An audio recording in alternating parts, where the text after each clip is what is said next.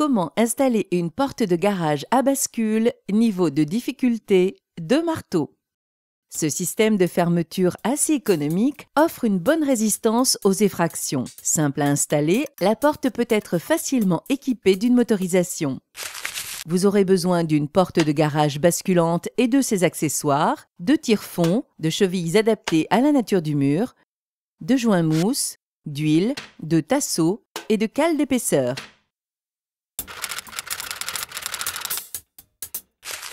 Munissez-vous d'un mètre, d'un crayon, d'un niveau à bulles, d'une perceuse, de serre-joints, d'un jeu de clés, d'un marteau et d'un tournevis cruciforme.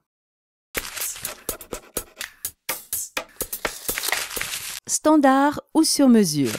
Mesurez la hauteur et la largeur de votre tableau pour voir s'il existe un modèle standard aux cotes correspondantes. À défaut, commandez à vos mesures. Lors de l'ouverture, ce modèle se projette de 135 cm vers l'extérieur. Aucun problème pour un garage donnant sur un espace privatif. Mais si votre garage donne directement sur la rue, il faut choisir un modèle qui n'empiète pas sur l'espace public lors de l'ouverture. Dressez la porte contre le mur et récupérez le kit visserie, les pattes de fixation, les protections d'articulation et les clés. Côté extérieur de la porte, installez la poignée, puis vissez la molette du côté intérieur. Réglez la tringlerie. Au niveau de la poignée, dévissez le boulon, remontez la tringlerie, puis serrez pour bloquer dans cette position. Procédez de même pour l'autre tringle. Fixez les équerres. Posez les équerres de fixation en haut et au milieu du bâti. Desserrez. Glissez l'équerre jusqu'à aligner la patte en prolongement de la face extérieure du bâti, puis serrez.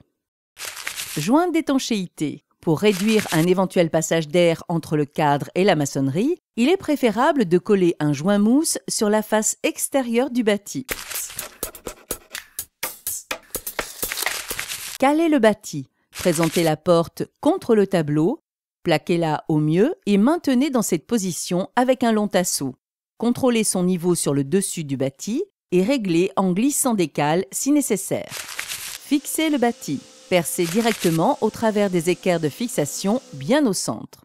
Engagez les chevilles, puis vissez les tire-fonds à la clé, mais sans bloquer pour conserver la possibilité de régler la position du bâti. Contrôlez la verticale au niveau à bulles, bougez si besoin, puis serrez les tire-fonds du même côté. Procédez de même pour l'autre montant. Calez les coulisses. Démontez les brides de transport des coulisses de chaque côté. Relevez les coulisses à l'horizontale, vérifiez au niveau à bulles, puis maintenez avec tasseau et serre-joint. Tracez sur chaque tasseau un trait repère 3 cm plus bas, puis baissez les coulisses au niveau de ces marques. Cette légère pente permettra de garder la porte en position lorsqu'elle est ouverte. Selon la configuration du lieu, vous pouvez fixer les coulisses au plafond ou sur les murs adjacents. Ici, la proximité des murs permet un blocage latéral de chaque côté. Fixez les coulisses. Installez la patte de fixation sur la coulisse de sorte qu'elle vienne embuter sur le mur adjacent. Percez, chevillez et vissez-la. Faites de même sur l'autre coulisse. Vérifiez le parallélisme et les diagonales pour un bon équerrage. Rectifiez si besoin grâce aux lumières prévues sur les pattes de fixation et fixez-les définitivement. Retirez les tasseaux. Dernière fixation. Installez et chevillez les équerres du bas dans la maçonnerie. Terminez par la fixation de l'équerre de la traverse supérieure.